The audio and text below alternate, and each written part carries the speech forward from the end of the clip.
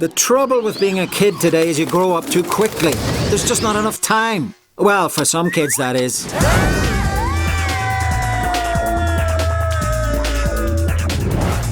Where are we this time? Horrible Histories. Wow! Horrible Histories. Who would do that? A smart, hungry caveman. Good idea. Have any of you seen a girl about so tall, big, cartoony eyes? Oh, and you gotta go. You gotta go. And where's Stitch? I can't find him anywhere. Wow! Socrates rocks. Is that the Spanish Armada? Horrible Histories. Horrible Histories. Horrible Histories. Well, Mo, what do you think about all this cool old stuff? We're history.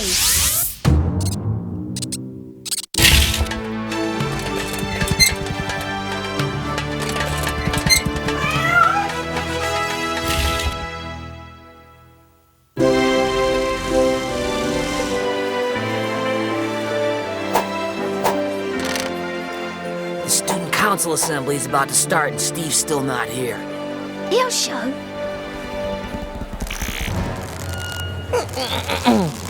I regret to inform the class that our beloved friend and leader, Steve, has had an unfortunate mishap, and we have to replace his seat on the council for the foreseeable future.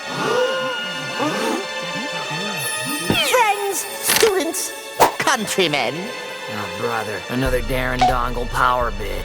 give unto me the coveted seat at this, our student council, and I hereby promise to model my leadership on that of Rome's beloved, kind, and gentle man of the people, the great Julius Caesar. What's with the red boots, Dongle? Everyone knows that Caesar wore red boots. Abe Lincoln had his hat. Winston Churchill had his V for victory, and Julius Caesar's red boots were his trademark. We can't let this happen. We can't stop him for no reason, Mo. Hold on a mo. I remember reading something about Caesar's red boots. So, what's the story? I can't remember. But there's more to this than Dongle's letting on. Dead right. Caesar's red boots have a very significant meaning. You two better look into it.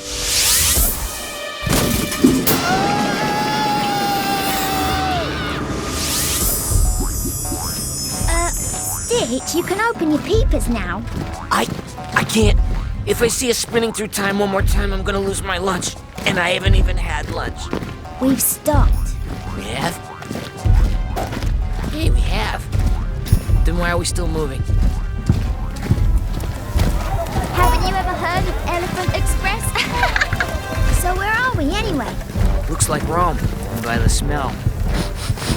I'd say it's 45 BCE. Wrong. 44 BCE. And in case any of you were wondering, that stands for before the Common Era, over 2,000 years ago. That guy never cuts you any slack. I, Caesar, welcome you home to Rome. I came, I saw, I conquered. The Roman Empire is ours, okay? Hail Caesar! Wow, we got lucky. This is a great time to be in Rome. All this excitement. If you call Caesar's armies returning victorious from all points east, west, north, and south exciting. Hey, that does sound exciting. Come on, let's ask this lot how to get to Caesar. I sure do love a parade. What are you doing out of uniform? Do you have any idea what the punishment is for deserting? No, sir. Well, actually, there were several options that the Roman soldiers employed. A, death by stoning. B, beaten to death by clubs. C, being hand-fed grapes by a bevy of servants. I'll take C. Actually, I was joking about the last one. Sorry, you have to pick either A or B. Oh, gee, thanks for the info. You're welcome. Deserters! Deserters! Wow, you saved my hide. That big guy almost had me, and then I started thinking I was gonna get beaten to death by clubs, and then you came in and grabbed me, and then... Hey, I remember. It just happened. Now, shh. they're talking about Caesar. I heard Caesar declared himself ruler for life. Do you think he'll measure up? That's not the point, Tiberius. Remember old King Tarquin? I say, absolute power always corrupts. Then it's time for someone to take action against a self-proclaimed king-to-be! Speaking of taking action, we've got to find Caesar to figure out why Darren is wearing the red boots. Before it's too late.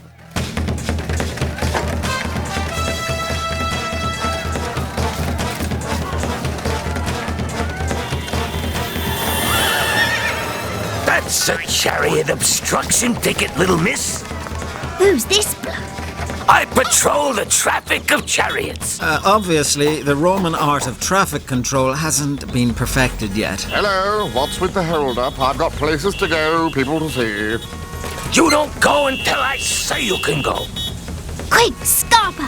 Hey, come back here. I didn't say you could go. I'm gonna get you for this.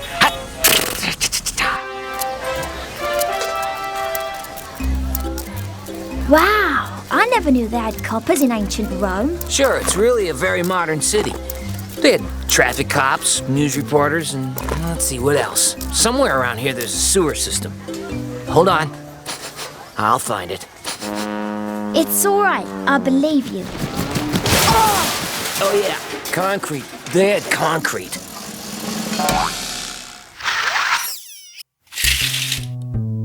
Among Caesar's many accomplishments were his designs for the city of Rome, such as indoor toilets. They included housing estates, the Flaminius Amphitheatre, skyscrapers, and the sewer system. You call this a vote of convenience? All dry? Mostly. Feel better? Yeah, except we have no way to find Caesar. That, not mild rash. If only there was a place we could go to have our question answered. Homominis interrogatio es respondidia. What do you think that means? Well, it doesn't mean anything when you say it like that. I've just about had it with your... It means any question answered. You're joking. Looks Greek to me. No, it's Latin. She's a psychic. The sign is a psychic. No, just go and ask the psychic. The Romans were very superstitious. They threw coins and jewellery into rivers and sacrificed animals, hoping to get the gods on their side and to change fate. They used curses and spells against their enemies and rivals. Fortune tellers and psychics were quick to exploit these beliefs. The Romans went to them to gain insight into their lives, just as we consult modern-day psychiatrists. Nobody home. Let's see what's behind curtain number 1. Oh! Was that? Sure looked like him. Wow, cool. Amazing. Not only was Caesar a military genius, an innovator, and one of the world's all-time most powerful leaders, he even moonlighted as a psychic. I think he's here to see the psychic. Oh. Look through the curtains, will you? Let's have a look. Is it him? Is he wearing the red boots? Can't see his feet. Let me look. One day, a tasty salad will be named after you. Delicious. Continue. Actually, that was a different Caesar. But they will use your name for a hairstyle. Well, really? You blow with my mind. Is there more, pray tell? Well, there is one small thing. Do say. Beware the Ides of March. Do not go to the Senate on the 15th of March, or you will die. Hey, if death be what fate hath bestowed me, then so be it. Isn't it ironic? My death is already marked on the Roman calendar, the calendar that I, Caesar, didst impart upon the world. Dead right. Shh. Sorry. Over 2,046 years ago, Caesar he gave us the modern calendar with the 12-month, 365-day year and 29 days of February during leap year. Ouch! This is the city, my city, Roma. It was a week ago when a guy with a funny haircut came into my office. He said he wanted to change the calendar. Something about 13 months being too complicated. Turns out his name was Julius, and he named one of the months after himself. Denari the donuts, you can't guess which one. Oh, we lost Caesar. Now we're never gonna get to the bottom of the red boot mystery. Look, there he is. You sure? I'd recognize the funny hair and crown of leaves anywhere. Did Caesar go into that building? Did Caesar go into that market? You take the building, I'll take the market. Meet back here in 10 minutes. I don't think we should separate. I love it how she always listens to me.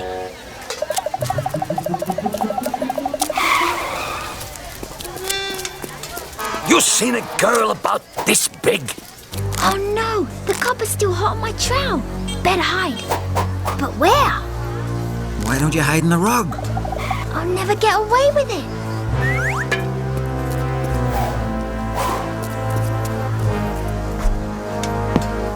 It's dark in here. Ah, stop your whinging. You're not the first person to hide in a rug. Remember Cleopatra. When Caesar conquered Alexandria, Cleopatra presented him with a most unusual gift, an ornate rug with a hidden prize rolled inside. The prize, of course, was Cleopatra herself. This is the last time I travel Roman Express. I should have been delivered to Mark Antony. In the meantime, back with Stitch. Caesar? Caesar has gone too far. He must be stopped. Brutus will need your help. You are known for your honesty. You are one of the most popular men in all of Rome. The people will know we did it for their good if you are the man who leads the killing of Caesar. Kill Caesar? Oh, no! Yeah, better take off the robe. In the bathhouse, men don't wear a stitch. Stitch. People didn't just wash themselves in Roman baths. They used them for exercising, soaking, relaxing, socializing, doing business. Many important transactions involving trade, land, and politics took place in these baths, just as they do on modern-day golf courses. The Roman baths were sort of present-day health clubs without the treadmills. Go to Rome, she says. Great, now Mo's missing, and they're gonna kill Caesar. Well, at least things couldn't get any worse. I'm having a problem. Can't find a suitable husband for my daughter. Bathe not with worry, Tiberius. This bathhouse overflows with Rome's most influential men. You daren't spit without soaking an ideal candidate. If you say so, it will be. My daughter shall marry Eeny, Meeny, Miny. Mo's here? Where? Oh, you mean me. What a mess.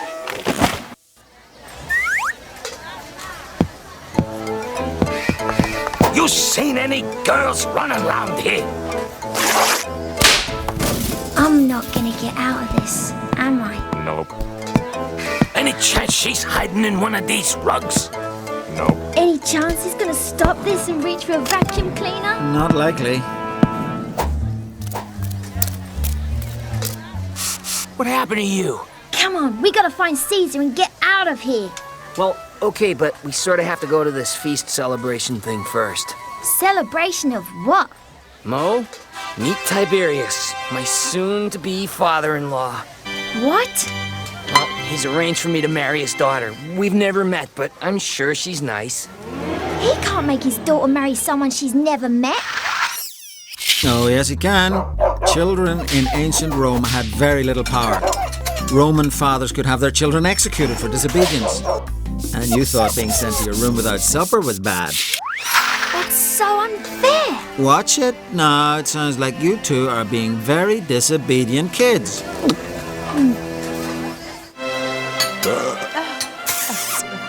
Isn't it? They're such a lovely couple. Eat up my new son. She's been fed upon raw flesh to enhance her flavor. Your daughter? The snail, silly boy, the snail. We love to serve snails fattened in milk. Take your live snails out of their shells. Place them in a shallow dish of milk and salt for a day. They love milk and slurp down until they're as fat as fools. Then fry in oil. They're delicious. Another treat is our thrush with entrail stuffing. And for the Epicureans, there's a delightfully chopped udder of sow with a side of marinated brain. Bon appetit. It be told Caesar has gone too far. The power has gone to his head. But he is the greatest of leaders. Yet no man in a republic can make a good king. We gotta get out of here. But look at her. It's gonna break her heart when she finds out she can't have me. She'll live. Let's skedaddle. Just where do you think you're going? You're not going anywhere until you clear your plate of food, son. Remember the starving children in Mesopotamia! Gee, thanks, But nothing. Silence. Silence! Everyone listen. No one is to make another peep until this boy eats his snail. Peep. Peep. Take a bite so we can get the hell out of here. Now, if you'll all excuse me, I have to make a trip to the vomitorium. Vomitorium? Yes, considering what they ate is no surprise. It was common at Roman feasts to make a trip to empty one's stomach so one could continue to eat. I think I better join him. Forget about it. This is our chance to escape. What's the matter? I can't leave without giving her an explanation. I'm just not that kind of guy. Fine. Hurry it up.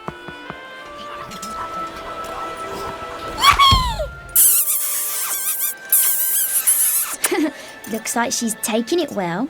Come on, let's get out of here. Wherever you go, out to them!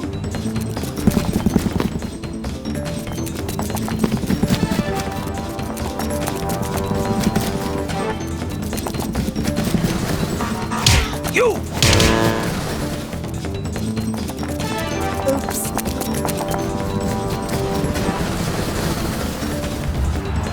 A door! Let's go!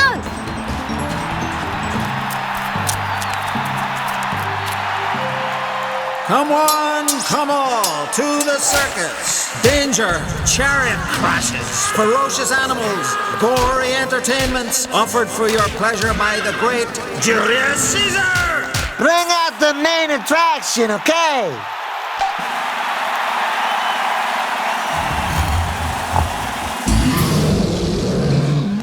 What a mess. I guess it's the end, Mo. I just want you to know that you really are my best friend. And if I had to be mauled to death by a hungry bear in an ancient Roman Colosseum, I'd want it to be with you. We're not gonna die. I've got a plan. Remember that show we saw on telly last week where the guy hypnotized the bear and made him fall asleep? No, I fell asleep. Well, I'm gonna give it a shot. Look into my eyes. He's staring at me with a hungry look. Do something to make him look at me. Look deeper into my eyes. Deeper. You're getting sleepy. Very sleepy. You are asleep. Now what? Didn't think that far ahead. Thumbs up, life. Thumbs down, death. Maybe not the decision I would have made, but who am I to argue with Caesar? Cool, Caesar saved us. Maybe Darren wouldn't be so bad on the student council after all, if he's modeling himself after Caesar. I don't know about that. Come on, we've got to find Caesar and find out about his boots. Maybe they wouldn't let us near Caesar because we're covered with bear spit. We're just gonna have to beat him to the Senate. I'm cold. This wind is blowing right up my robe. Why don't these come with underwear? Note the clever positioning of Caesar's statue next to the statues of the early kings of Rome. No wonder the patricians were concerned. Hang on, wait a second, wait for me, wait for me! Wow, this is it! There's Caesar! That's Caesar. He's acting like some kind of a king, huh? The boots! He's wearing the red boots! Of course, that's it! For Rome Romans, red was the colour of royalty. Oh no, Darren plans to make himself king. Of the student council. That's why he's wearing red boots. Dead right. Traditionally, kings wore red boots. In Caesar's case, the boots turned his colleagues against him. You see, the last king they'd had was a disaster. He lived in the 5th century BCE, and his name was Tarquinius Superbus. He abolished many rights and was the rottenest Roman of the time. After him, the Roman people took things into their own hands and called themselves a republic. As for Caesar, he was beloved by the people and used this to increase his power. This was intolerable to the patricians, the rich and powerful aristocrats. The last straw was when he elected himself dictator for life, which is another way of saying the dreaded word king. Caesar was due to speak to the Senate on March 15th. Afterwards, he would lead his troops into battle and would be protected by them. The conspirators knew they must strike now. Look, those guys. What are they doing? They're making the first Caesar salad. Get it? It's a joke. To you, maybe. First question for a trip home. Why did Caesar go to the Senate that day after so many warnings? A. He felt that fate could not be changed. B. He thought he was invincible. C. He thought they were going to give him the Caesar Award. D. He always did the opposite of what his wife Calpurnia wanted him to do. Can we call a friend? A is the right answer. He felt that fate could not be changed. Great. Let's go and stop Darren. Have you forgotten how to say please? Please? Et tu, Brutus.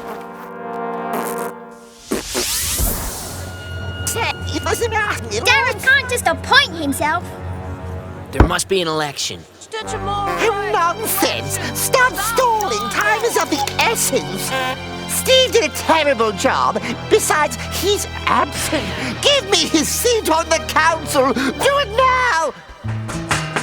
Oh, Steve, you're here. Sorry I'm late, but when I bent down to tie my shoes, someone glued my locker to my arm.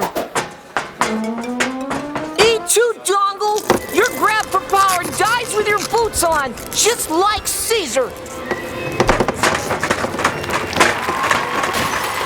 Once again, the knowledge of history has given Darren the boot. Get it? Get it? Oh,